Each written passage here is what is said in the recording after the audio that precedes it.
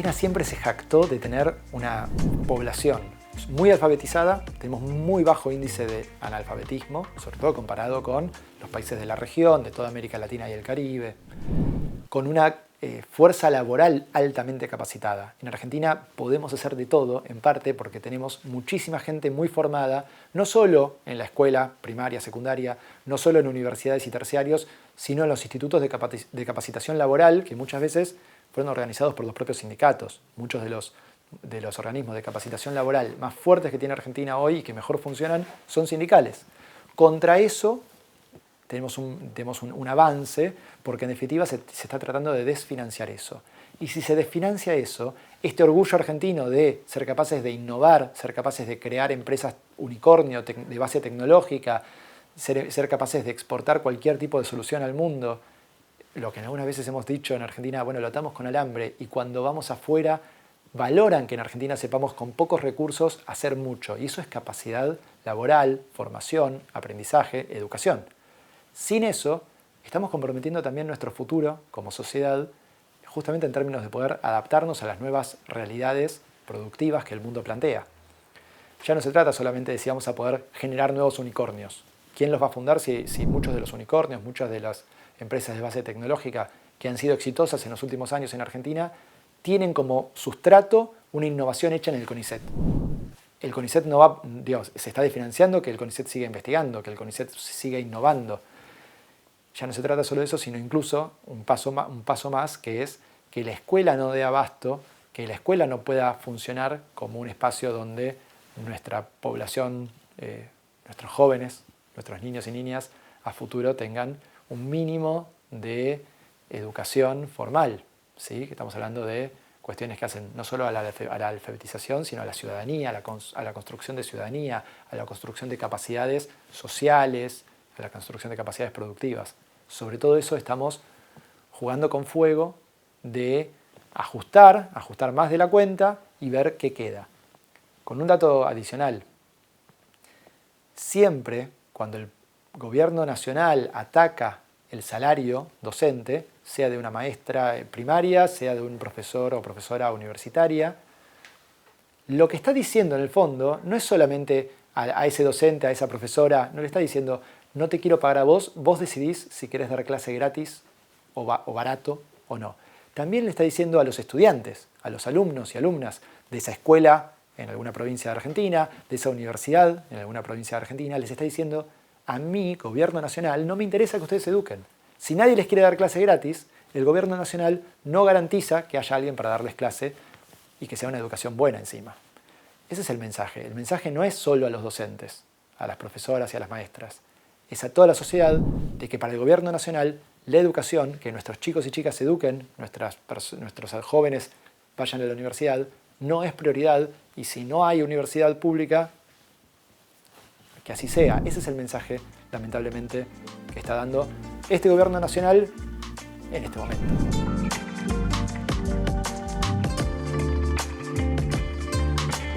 Existen un montón de estudios a nivel mundial que marcan que a medida que se avanza en estudios, en cada año de estudio suele aportar, en un país desarrollado, por ejemplo, 10% más de ingresos a esa persona a lo largo de su vida laboral, pero también le aporta más al PBI de ese país, ¿sí? Porque en definitiva estamos hablando de que sea una población con más capacidad para innovar, para aplicar nuevas tecnologías, para aplicar nuevos procesos, para, en definitiva, trabajar más productivamente. Y además, para vivir mejor en sociedad. Estamos hablando de una sociedad más culta, más preparada, con más posibilidades de intervención ciudadana responsable en los asuntos democráticos. Entonces, esos estudios existen. En Argentina tenemos el problema de que llevamos tantos años de crisis, de que todo eso se desdibuja. Hoy no parece que haya realmente lo que se llama una prima, ¿no? una mejora sustancial por estudiar más años, ni para uno o una como individuo, ni para la sociedad. Y sin embargo eso siempre está. En el fondo, es difícil saber cuánto impacta hoy, pero que impacta positivamente es seguro. Y además va a impactar positivamente, nos va a beneficiar como sociedad que haya mejor y más educación y más gente que llegue a las distintas instancias superiores de educación a medida que el país se normalice. Porque si el país efectivamente alguna vez se normaliza, deja de tener crisis cíclicas y empezamos un camino de desarrollo, vamos a necesitar esas capacidades de formación laboral, de educativas, a las cuales hoy estamos medio renunciando. Si hoy las desfinanciamos, cuando las necesitemos en unos años para empezar y sostener ese camino de desarrollo, no las podemos crear en ese momento. Tenemos que haberlas sostenido en el medio. Entonces acá en Argentina siempre tenemos el problema de lo que es urgente contra lo que es importante. Y en verdad no deberíamos estar descuidando ninguna de las dos. No podemos, por saldar una crisis puntual en este momento, o una cuestión fiscal en este momento, no estar pensando en nuestro desarrollo futuro. Lo que pasa es que acá también entran en discusión los modelos de país, y hay un modelo de país que lo que propone es que Argentina no produzca bienes ni industriales, ni de alto contenido tecnológico, ni de mayor complejidad, sino que se limite a materias primas.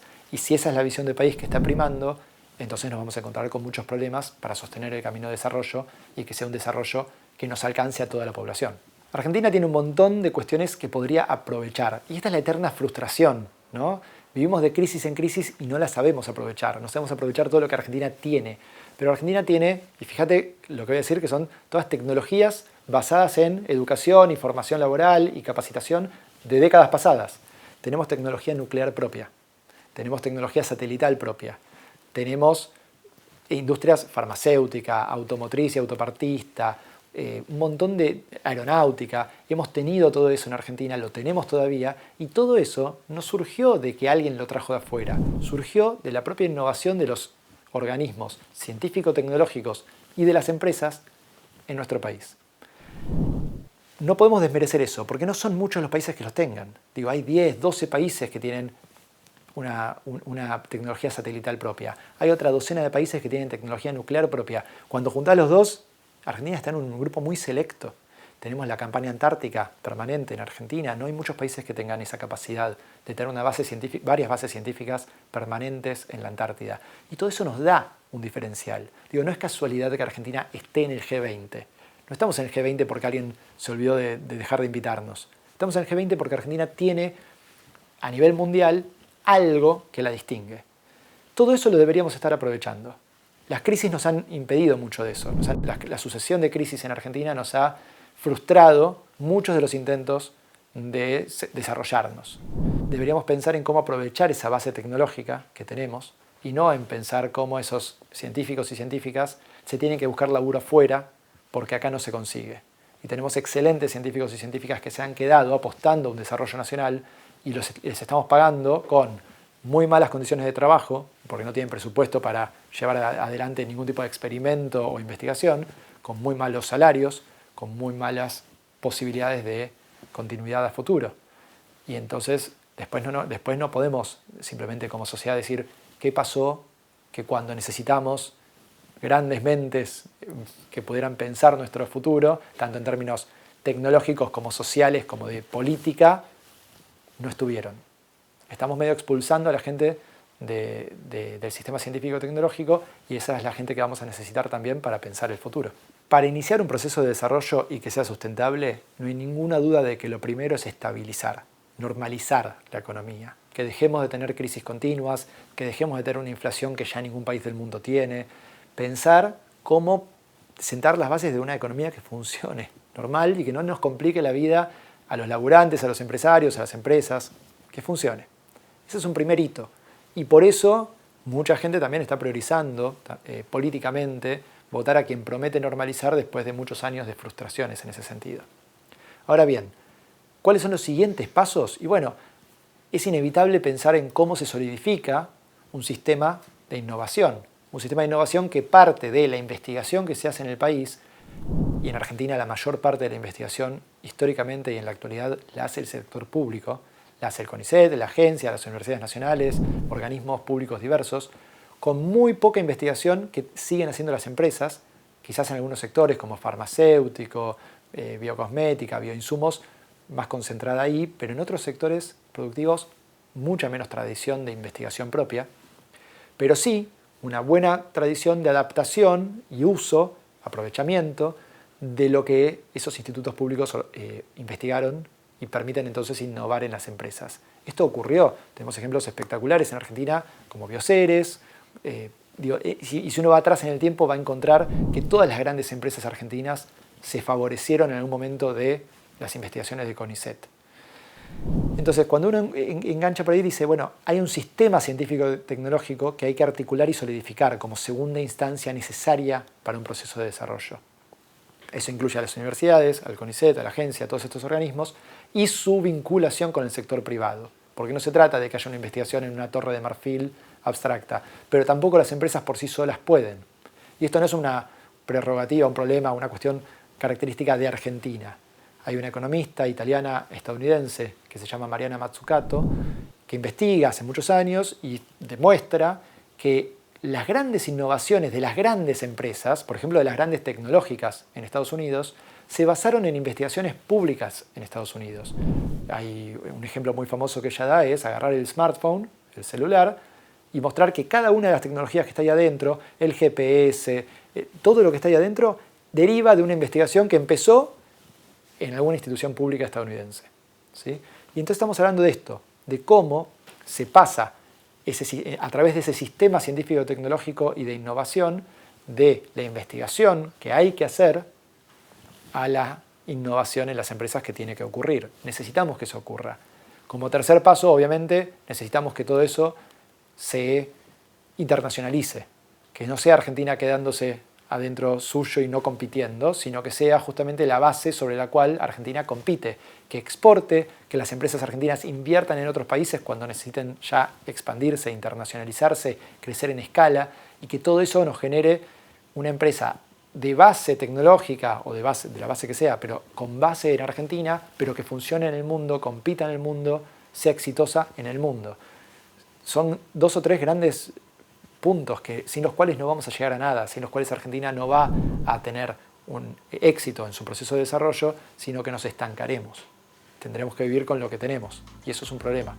Sin estas 3 cosas va a ser muy difícil que el desarrollo sea sustentable.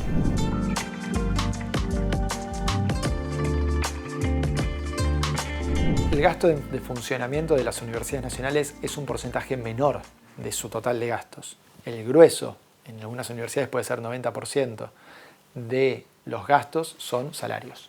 Y eso es un problema también, porque como pasa también en algunas provincias, en distintos organismos, una vez que pagaste salarios te quedó poco resto para hacer otra cosa. Entonces dependés mucho del salario, o mejor dicho, se te va todo en salarios. Entonces, ¿qué queda para financiar investigaciones? Para mejorar la infraestructura, para arreglar el edificio. Bueno, eso que son los gastos de funcionamiento, ni hablar de, por supuesto, gastos típicos de oficina, ¿no? Unas viromes para escribir. El gasto de funcionamiento se lleva 7% del total de gastos de las universidades. Entonces, si uno seguía solo por eso, al final de cuentas, lo que más impacta siempre es el salario docente. El problema hoy es que un aumento de luz impacta en ese 7%. Seguramente a la universidad le es pongámosle, 1, 2, 3% más de gasto en su total. El problema es que no tiene esa plata y que hoy no tiene plata ni siquiera para pagar los salarios. Porque el desfinanciamiento que se ha hecho a las universidades significa que no pueden cumplir ni siquiera con las paritarias, porque no tienen para aumentar. Al contrario, hoy en día tienen plata para no aumentarle a los docentes. Entonces no hay paritarias, el Consejo Interuniversitario Nacional tiene que avisar que no llega a mayo, a octubre, con las partidas presupuestarias, y eso también obliga a recortar en todo lo que viene alrededor. El salario no docente, los gastos de funcionamiento. En ese marco, vos no le podés pedirle a una universidad nacional que viene ajustando todo lo que ya puede porque no sabe si va a tener plata. Después le pasan una partida adicional, no aumenta el salario docente y tira unos meses más. Pero está todo el tiempo jugando con el límite. Y eso es parte de la política del gobierno de Milei.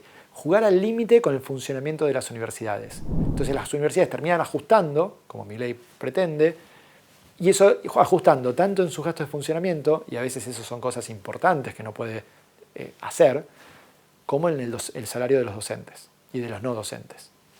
Y en ese marco, entonces después sí, le tiran una partida para que pague la luz, para que aumente los gastos de funcionamiento y pueda pagar la luz.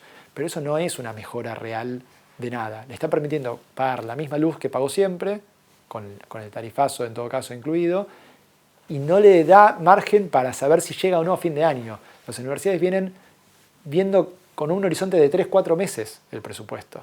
No tiene más para eso. Imagínate una universidad que no pueda planificar su año entero. Hay universidades que han recortado cursos, que han recortado oferta de cursos, de cursos enteros que desaparecieron u oferta horaria que desapareció. Y los trabajadores que no pueden ir en cualquier momento a la universidad, entonces pierden también posibilidades de ir a estudiar. Entonces después seguramente tarden más años en recibirse y eso sea una excusa luego para atacar a las universidades nacionales. Pero si vos no ofreces la cantidad de cursos que necesitas y hay gente que no se puede inscribir porque ya se completó el cupo de la clase, y esa gente va a tardar más en recibirse. Entonces, estamos haciendo un juego medio perverso donde culpamos a la universidad de lo que la falta de presupuesto la obliga a hacer.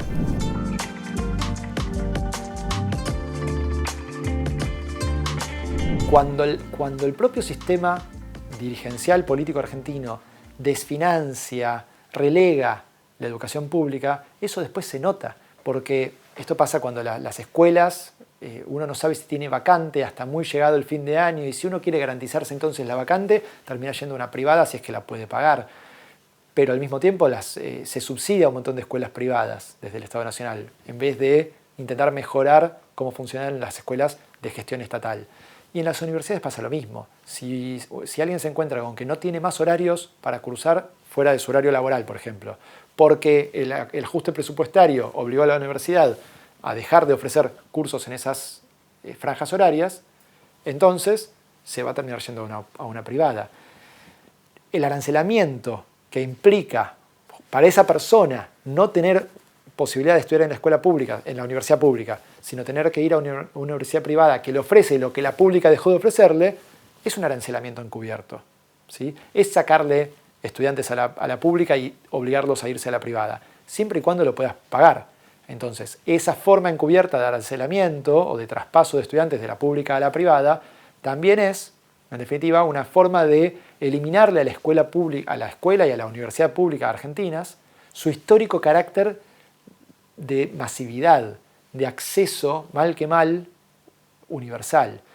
Si bien esto siempre dependió de las condiciones económicas que te permitieran ir a estudiar, estaba ahí la posibilidad. Y eso siempre fue un orgullo argentino porque era también la garantía de que estaba la chance de una movilidad intergeneracional, una mejor situación para tus hijos, para tus nietos, que la tuya. Porque tus hijos iban a poder estudiar lo mismo, otra cosa, más que vos. Eso es lo que ahora se pone en tela de juicio y en la agenda futuro parece haber una universidad mucho más elitista. Quien la pueda pagar en la escuela privada o quien se pueda dar el lujo de no tener que trabajar al mismo tiempo o de jugar con los horarios para poder ir en el horario que la universidad te puede dar clases. Y además, bancando que los docentes que te quedan son los que quieren ir a dar clase por hobby, por vocación, porque no les estás pagando lo que su tiempo vale. Y tenemos profesores, docentes en todas las universidades que son de excelencia, cada uno en su rubro, pero les estás pagando algo que no vale justamente su excelencia. Entonces, si no es por vocación o porque esa persona tiene resuelta su vida, sus ingresos por otro lado, entonces estamos diciéndole a esa persona, no me interesa que des clases. Por muy bueno que seas como docente, muy buena que seas como profesora, no me interesa que des clases en la universidad porque no te lo voy a pagar. Ese es el mensaje del gobierno nacional.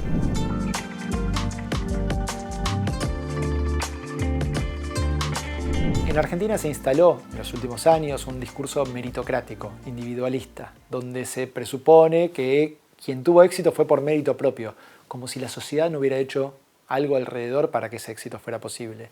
Y la universidad pública tiene mucho que ver en ese éxito. Muchos empresarios, muchos empresarios estudiaron en universidades públicas. Muchas empresas usaron recursos de las universidades públicas, sus investigaciones, pero también sus profesores y profesoras, sus alumnos y alumnas, sus egresadas, para formarse, para crearse, para crecer. Entonces, negar lo que la sociedad hace a través de la universidad pública o de la educación pública en general y su impacto en el éxito después de las iniciativas privadas, individuales, también es un problema. Y entonces, yo entiendo perfectamente que hoy en este contexto sea difícil pensar, en el desarrollo a largo plazo Y difícil pensar también, para muchas personas, en criticar la política educativa del actual gobierno porque quieren, y con justa razón y con la mejor intención del mundo, quieren ver que este gobierno le vaya bien en solucionar los problemas económicos. Pero no podemos desligarlo y no podemos olvidarnos de las cosas. Y no debería ser un problema que exijamos mejores políticas educativas, que exijamos que no se desfinancie el sistema científico-tecnológico, el sistema universitario, el sistema educativo, que no se los desfinancie, porque eso tiene que ver con nuestro futuro y con la posibilidad de que haya nuevas instancias, nuevas personas que tengan éxito a futuro, éxito individual, en el marco de una sociedad que les da esa posibilidad. Sin universidades, sin educación, sin sistema científico-tecnológico, esas posibilidades no van a estar o van a ser mucho menores. Y vamos a tener una élite cada vez más chiquita de gente a la que le fue bien, porque la sociedad está cada vez más desfinanciada en todos estos sistemas.